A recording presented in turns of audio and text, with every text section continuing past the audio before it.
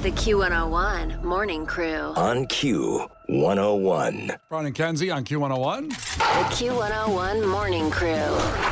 Sports. Well, the Blackhawks won last night, ending a 3-game slide and beat up in the shootout, beat the Sharks, who are not that great, but it's okay. A win is a win, no matter how you win it. A shootout, regular time, whatever. They won, and they'll move forward still without Connor Bedard for quite some time with that jaw I know, surgery. with that jaw. What that mouth do. Yeah. Not much right now. Right, exactly. He's gotten on the ice already, though. In practice, he's skating around, like not getting hit or anything, but he's just out there skating. Scooting. Yeah, scooting and booting out there. So that's a better sign that they said, even though it's jaw surgery, it's not like a knee injury or anything. But, God, I can't imagine just a broken jaw getting back on the ice after you got crushed, and then that first hit you're going to take, all you're going to think about is your jaw is going to break again. Play Through the Wire. Play it. Play what now? What? Through the Wire, Kanye West. It's the song about how he had his jaw wired shut. Oh. He actually, the whole song he does while his jaw's wired shut. Huh. I can't find it while I'm doing this right here, but I'll find it after, I promise. I'm sure. Yeah, I'll work on that for you. We never do what I want to do. If you were a hockey player, would you rather injure your knee or your jaw? My knee. Why? Because anything on my face, if I knew my jaw was broke every time someone comes at me, I think my jaw is going to break and I can't eat steak. I mean, it'd be terrible. What a feeling. What a horrible But what feeling. if your knee goes out and you can't skate? At least I can eat a steak.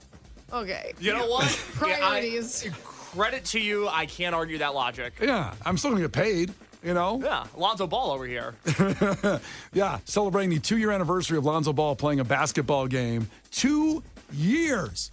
He has been on the bench with an injury, as I do quote fingers, because he's had several surgeries. No one can figure out what's going on. And he's making in the middle of a 4-year, $80 million contract guaranteed in the NBA. Now, the Bulls are getting some relief, and they're getting some kind of insurance money on that, so the Bulls aren't paying all the money. But still, he's making that money. It's a living. That's a 2-year anniversary. The Bears to Indiana. Well, Indiana State Rep Earl Harris Jr. said his late father's dream was to bring an NFL team to Northwest Indiana.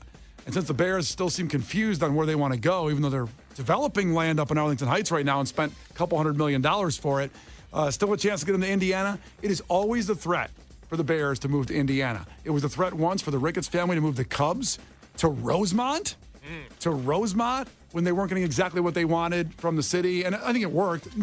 Everybody knew they weren't going to move to Rosemont. Now, the White Sox, I don't know where they're going. I know they're packing up for spring training right now. February 21st, I believe, is Cubs Sox out there in Arizona.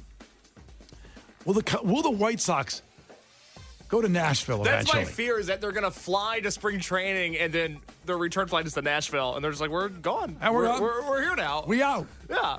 Kind of like when the Colts left for Indianapolis from out of Baltimore. That's right. Back in the day. Mayflower truck. That iconic image. I don't think it's going to happen, but Indiana, go for it. Keep trying. I like the idea that it's his dream. Like, I have a lot of dreams. They don't mean anything, right? Yeah. But he's going to will this. He's going to manifest this into existence. He's created a 19-person panel, a lot of full-time employees there to work on this, to show the city of Chicago and the Bears organization, hey, we're taking this seriously. Chicago Red Stars have signed U.S. forward Mallory Swanson, Dansby Swanson's wife. There you go. Now you know. To a historic 4-year contract. It's a $2 million contract, $400,000 a year. And just so you kind of get the gauge of that league, $54,000 is the average salary for a soccer player in that league for the Chicago Red Stars. $400,000 she's making. We made it clear that Dansby Swanson has a $177 million contract. The household is doing well. Yeah. They are thriving. He's doing all right. But, I mean, this should really be honored because she's made a historic movement here in women's sports. But she's going to come home to him, and they combined bank accounts. Is he going to know that money's even going into the combined bank account with his $177 million direct deposit? Why do you crap on what she's doing? I'm not crapping on it. You. I'm not crapping. How do you know? Maybe it's not. No, we know. We know. I know how much you make. No one knows. I know. We have the same agent. He tells me. He texts about it. Honestly, I don't even know what I just kind of went. Hopefully the money gets in there and all the bills get paid. Megan handles all the money. Uh-huh. But I'm just saying.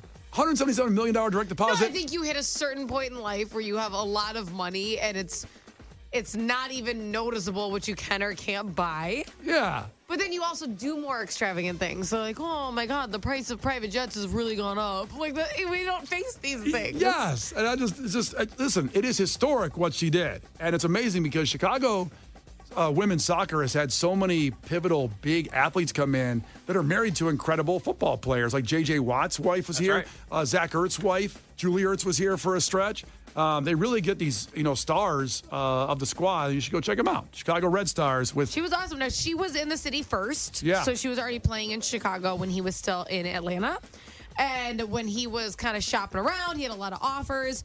She was such a, kick-ass wife because everyone's like, he's going to come to Chicago. His wife plays professional sports here. What are the odds of those stars line up?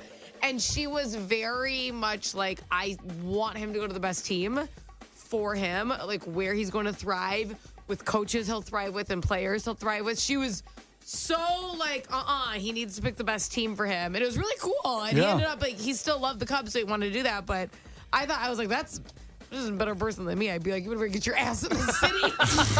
I don't think so. The Q101 Morning Crew. On Q101. Brian and Kenzie on Q101.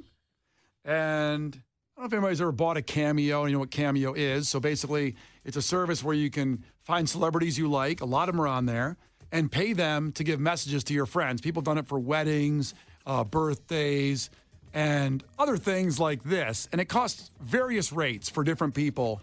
It's surprising some people are anywhere from $50, and some people can be up to $1,000 to do even a 30-second to a 1-minute message and do a Cameo. I am always fascinated by the price range of the Cameos because there are some people that make it really affordable and they just crank them out all day long. But there's also people on the service that might ask $1,000 for a 10-second video message. But if you get one, then, why not? That's $1,000 in your pocket. Right.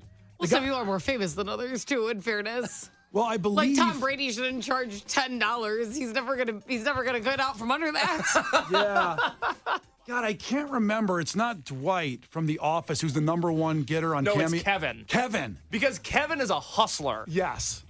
It's almost gross how good he is at playing Office nostalgia against people because he rakes it in on Cameo. He does every Office fan convention. He has a competing Office podcast that competes with Jenna Fisher and Angela from The Office because they kind of had the first big one. Right. He hustles. He makes over $1 million a year from Cameo alone. Good for him. Wow, good for him. Yeah, that is good. I mean, like you said, I don't know how.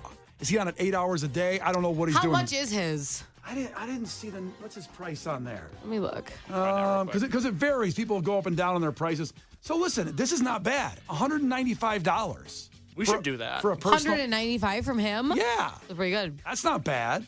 That's why people are booking. Well, for the example, we're going to play one here from Bruce Buffer, who's the announcer of the UFC. He's the brother of the Let's Get Ready to Rumble, Michael Buffer, boxing announcer. So if you watch the UFC like I do, you know how this his mannerism and how he speaks here. He's doing it just like he's bringing on a fighter into the octagon to fight. He's the it's time guy. So wait, this was a Cameo request he received and he recorded it? Yes. Okay. And I believe his price was $375. Yes, Kenzie and everybody else listening to this for the first time, when you hear this audio, think about the fact that somebody paid $375 for this message. It's time for Kaylee to move on. A guy did that to break up with his girlfriend, paid Bruce Buffer to say that. 13 seconds, $375 to do that. What? Yeah, that's what he did to break up with his girlfriend. She must have cheated on him. That's a bitter thing to do. Not like if you're actually in the mood to just see other people. If you're like, I feel like maybe she's not the one. You're not like, you know what I gotta do? Yeah. I mean, because we can't judge because we don't know the relationship. Like, is he an a-hole or did she cheat? She did do something horrible. There's no way. Well, it's a creative way to do it. $375 for 13 seconds. And yeah, I'd love to know more about the relationship to see what happened and what her reaction was to it. Kenzie, have you ever broken up with somebody like this in like a creative way and not just, I'm done? Well, okay. Oh, boy. This sounds like a flex is about to happen. No, it's not. It's the opposite of a flex, which is why it's embarrassing. I don't think I've ever really, broken up with somebody because I've gotten cheated on so much.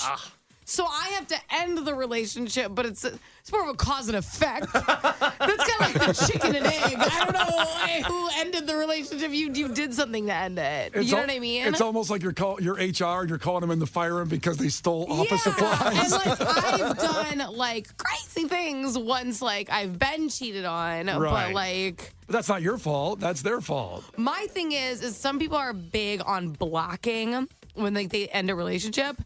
And I never want to, because like I would like you to see me do well and look attractive. Like feel free to look at my profile whenever. You're never going to be blocked ever. Yeah. Because things are gonna get better for me. They're gonna get worse for you because I saw who you slept with versus me. But like not, you know what I'm saying? Yeah. Like Yeah. so no, but I mean I've done crazy things. Are you a tire slasher? What's your go-to crazy move? I've hit cars with like baseball bats and golf clubs. Wow. You're like a person in a music video, but real life. Yes. Like Tiger's wife.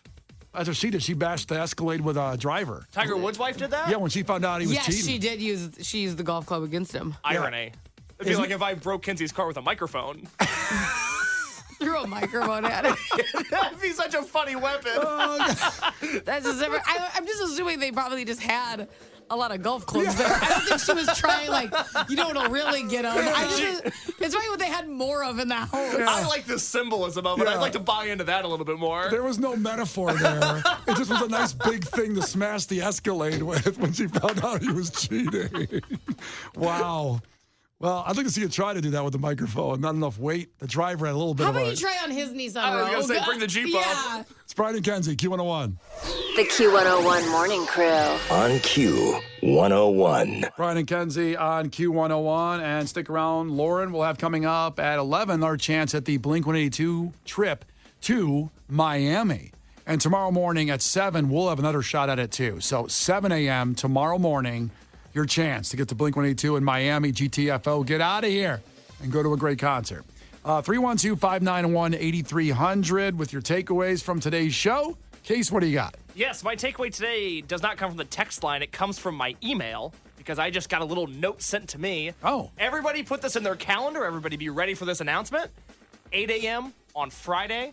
For the first time in 4 years, we will have new Cage the Elephant music. Wow. Ooh, first time in 4? Yes, not since Has it been that long? 2019. Social Cues, great record. But 4 years since the last Cage the Elephant album, we have new Cage the Elephant music Friday at 8 a.m. here Give with the Brian name. and Kenzie. Does it say the name? Not in the email I got. I looked. I just looked. I did not see the name.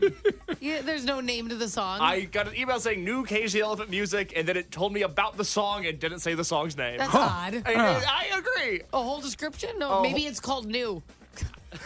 Maybe you're misreading the email. We'll all find out 8 a.m. on Friday what the name of the song New is and by then how it Cage the sounds. Elephant.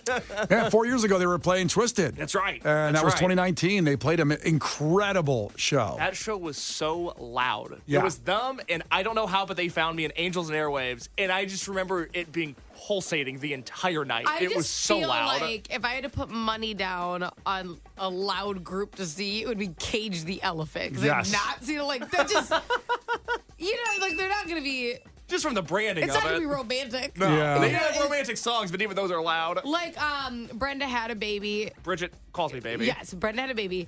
They are very like, I could tell that was gonna like have that vibey, more 1975, right? Like that energy, but like Cage the Elephant, like you know, it's gonna be a loud one. It's going to be a bit of a stampede. Yeah. Also, how weird is it, talking about 2019 and talking about my issue with time these days, that Angel and Airwaves opened that show. Yeah, right? And now we've had Blink-182 back. That's, of course, Tom DeLonge's other band that he did for a good decade once Blink broke up, for whatever, lack of a better word. And then that was only 4 years ago, and now Blink's been back already for 2 years at this point. Wild. And I thought that would never happen. Never. It was over for good. Gone. And think about what happened 20 years ago. I don't want to think about it right now. Instead, Kenzie, give it a takeaway. Okay, takeaway, Mitchell. If you want more peanuts on a plane, wear red. If you want a bee coming at you, ass out, wear yellow. Them bees going ass out to the yellow. They just throw that thing back. Yeah. And finally, 847 takeaway from Kristen. people would pay a cameo to see Kenzie beat people with a microphone. Hey, what? It's not offered. I got to charge more than $10. Yeah, get it up there. You miss a moment, miss a lot. The podcast at Q101.com and anywhere you get your podcasts. The Q101 Morning Crew. On Q101.